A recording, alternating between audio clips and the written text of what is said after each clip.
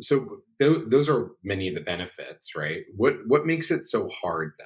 Because it does Okay. feel like just feel like people have trouble making interesting Zoom meetings.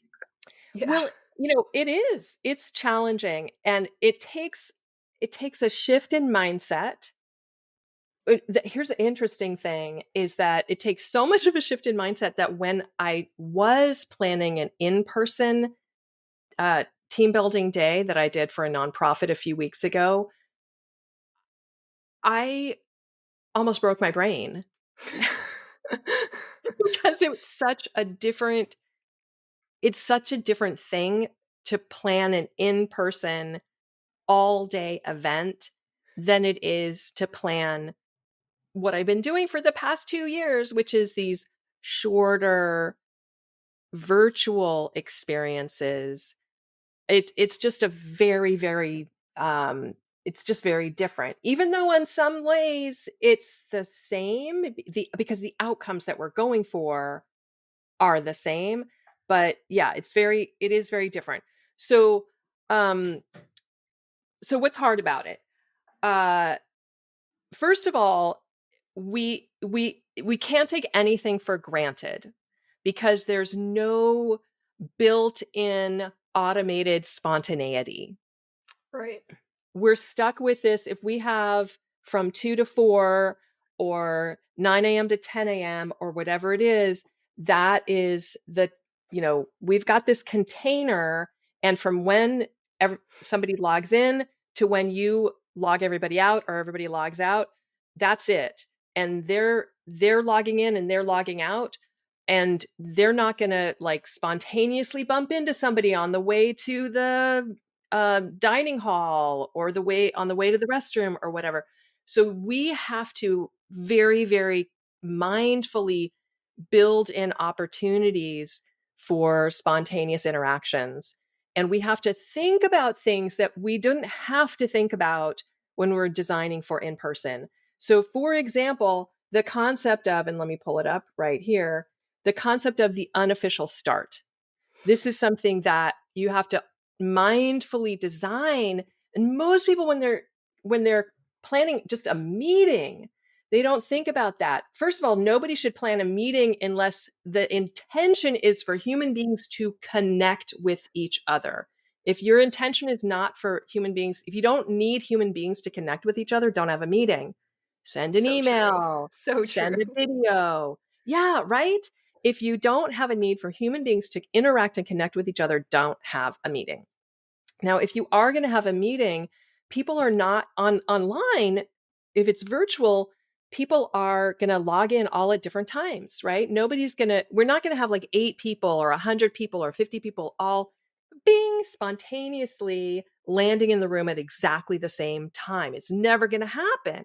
So you need to have some activity that can be very simple, but some activity that's going to give them a notion, plant the seed that this meeting is going to be engaging and interactive. Otherwise, people are automatically going to lean back and they're going to check out. And they're going to be like, I can wash my hair.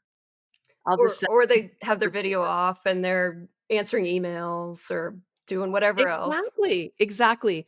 So you need to have some kind of unofficial start. So now I've got 8 of them, and I can go through all of them one at a time, or I can zip down to the end and give you the whole list depending on how much time you want to spend on this. I mean, yeah, and we'll show this video too. We'll link to this video to the show notes too. So, Melissa, if you just want to go through them, these are some great ideas for how to make your meetings non-boring, right? Exactly. So just start off simply asking a curious question and having people answer in the chat. Now, this is something you can even do on a webinar, right? You don't even have to have a meeting format for this, but just ask a question. How was your weekend? Share in the chat how your weekend was, or share in the chat what you're looking forward to this weekend. Any kind of curious question will work. So that's such a simple one. One of my favorite variations on this is to write a 6-word story in chat Oh, about that's how a your good day has one. gone so far. I like that one. Yeah. It gets people's the creativity going, and then people can read out what other people have said, and that's a really fun one.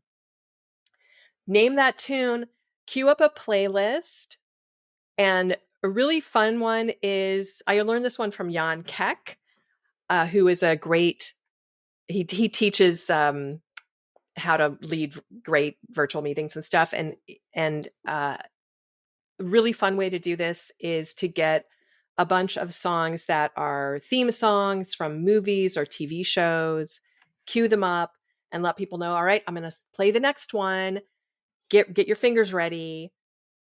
Guess what the song is. And then you are playing whatever it is, a theme song from Gilligan's Island, or I don't know what it is, and then they guess it in the chat. And Nice. that's really fun. And they have to listen, right? Right. You, They you know, have to pay attention. have you ever had the professor or Marianne on any of your meetings? I bet you can name that one pretty fast. Sorry, I'm old enough that like you said Gilligan's Island, and I immediately went to happy childhood memories. Sorry, please I continue. know. I know. Well, I'm older than you, so happy childhood memory for me as well. Word clouds. I love using, let's see Ooh, if I have this on a slide. I do. I I love love these. using this Yeah. app, Mentimeter. Word clouds are so fun because they move and change as people add words. And so they're super engaging, and it gets people to type in their words, and it gets people to interact and engage. So those are super fun. Trivia. You can just Google trivia very easily.